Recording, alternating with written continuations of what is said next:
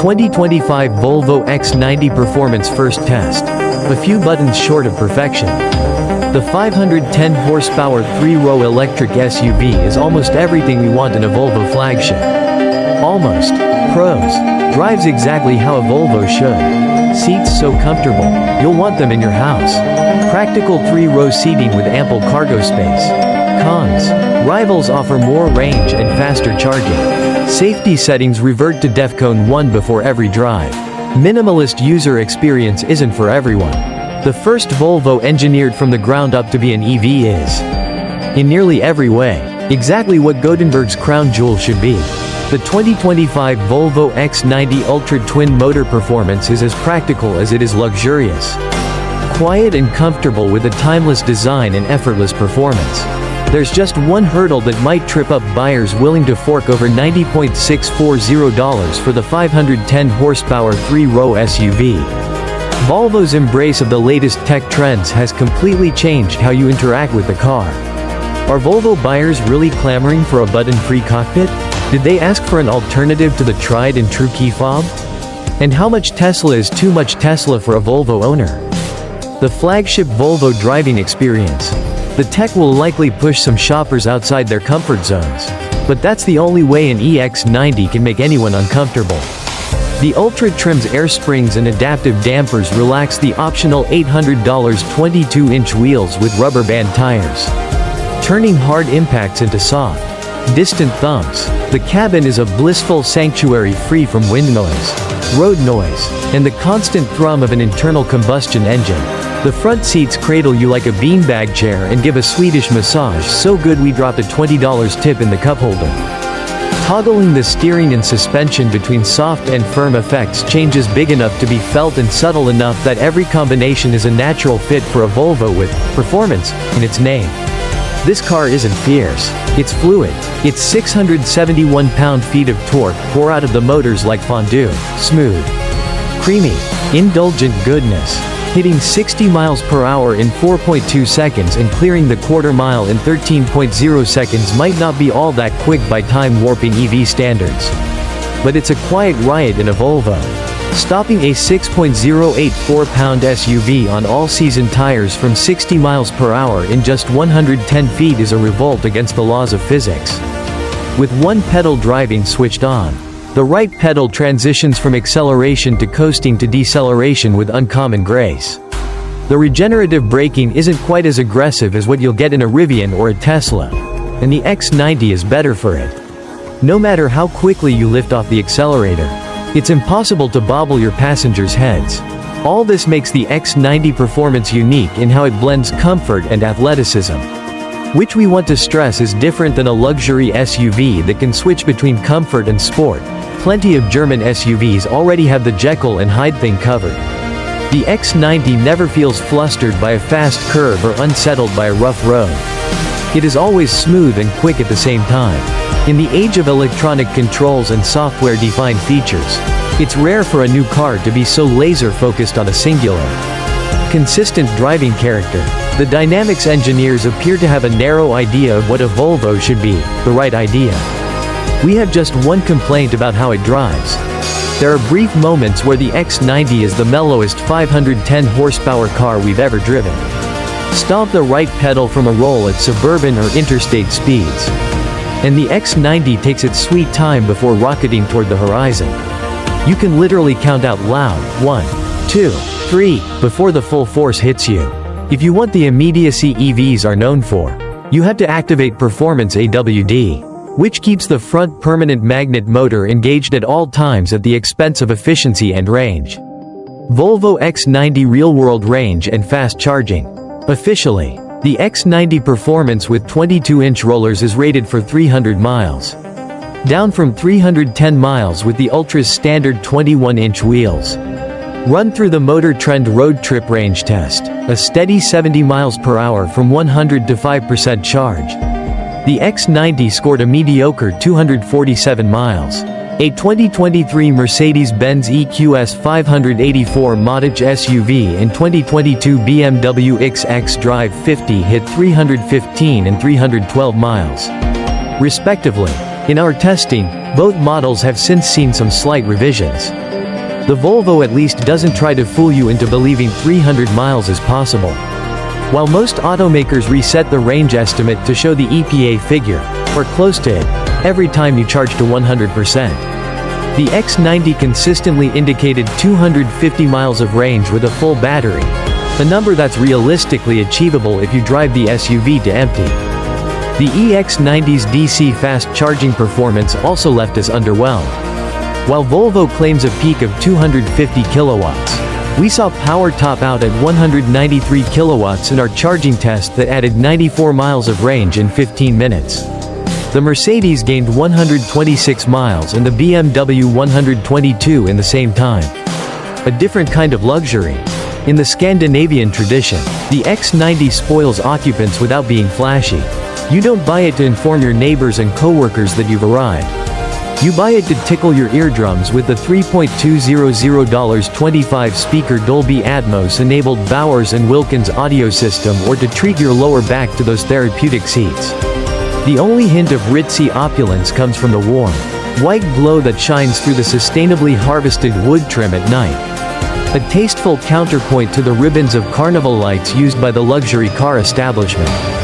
If it helps to justify the near six-figure price tag, you can rationalize the X90 Ultra twin motor performance as a pragmatic family vehicle.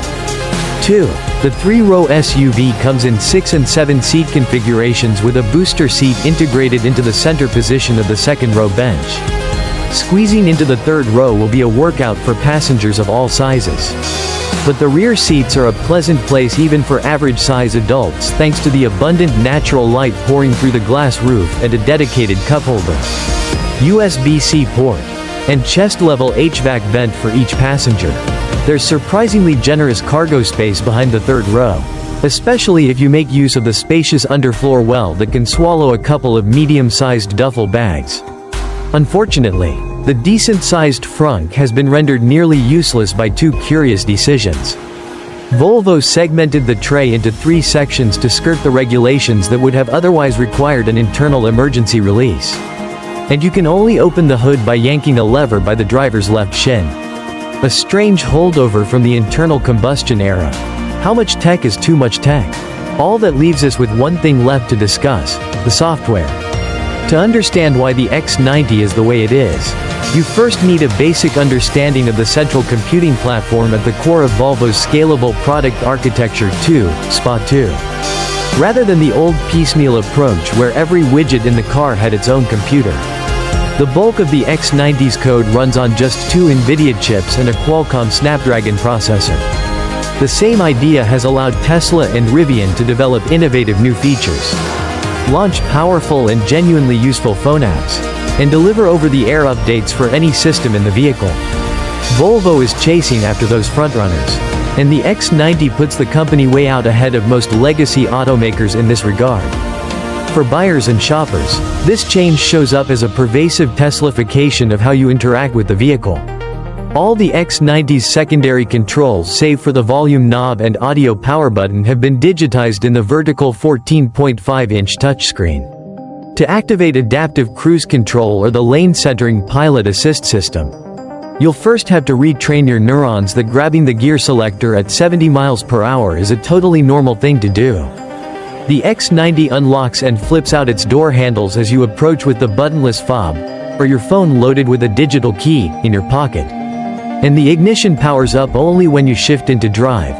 You can actually get the car moving a fraction of a second before the power steering assist kicks in. Whether these are good or bad developments depends on your relationship with technology and your outlook on change.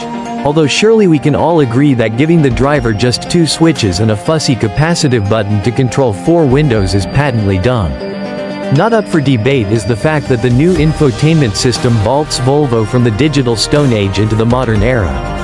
Volvo's current gas models, and the EVs based on them, are dated by tiny screens with grainy resolution and a clumsy interface at least 5 years past its expiration. The X90's infotainment, built on Android Automotive OS, is exactly the reboot Volvo needs.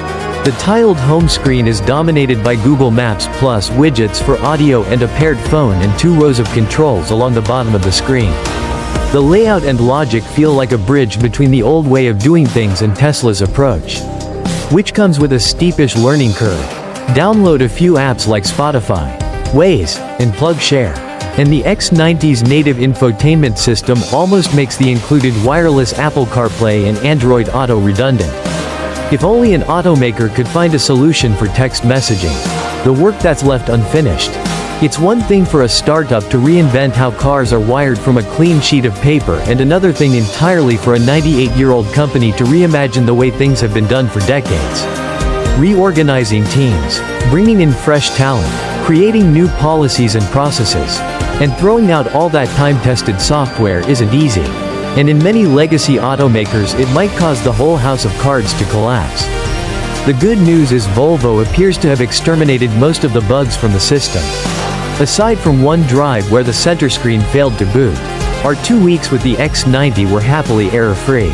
You get a sense, though, that Volvo left some work unfinished to get the X90 out the door even after it delayed the launch more than 6 months. Or maybe Volvo's evolving minimalist sensibilities have convinced the engineers that buyers want less control. The following distance of the adaptive cruise control has one setting that leaves a gap large enough to invite semis into your lane. Setting up a driver profile and tying it to your key ensures the seats are exactly where you want them before you sit down. But the safety systems revert to their high-anxiety default before every drive. I lost count of how many times the driver distraction alert beeped at me as I drove through my neighborhood while pecking at the screen to reset everything to my liking. The unseemly wart on the X90's forehead also does nothing for the driver. The lidar sensor inside hoovers up data and beams it back to the mothership for now. Volvo says a software update coming later this year will activate the sensor so that the driver assistance systems can see further ahead. But even then, Pilot Assist won't allow the driver to take their hands off the wheel. GM's Super Cruise, a Motor Trend Best Tech winner, does more without sullying the design team's work. That hits especially hard, since Volvo's mastery of proportion, surfacing, and detail is on full display with the EX90. Don't let the tech push your buttons. Evaluate it as a car rather than a computer. And the 2025 Volvo X90 twin-motor performance is brilliant. It delivers the cosseting luxury, rejuvenating comfort, and sure-footed dynamics we want in a flagship driving experience. It's also refreshing that, after more than a decade of lagging the rest of the industry, Volvo finally has in-car tech worthy of a luxury brand. At the same time, we can empathize with the buyers who don't want to relearn the basics of operating a car. Whether Volvo has pushed the techie minimalism too far is a question for each individual buyer to answer. But it'd be a shame to ignore a car this good, and seats this spectacular, over a few buttons you'd soon learn to live without.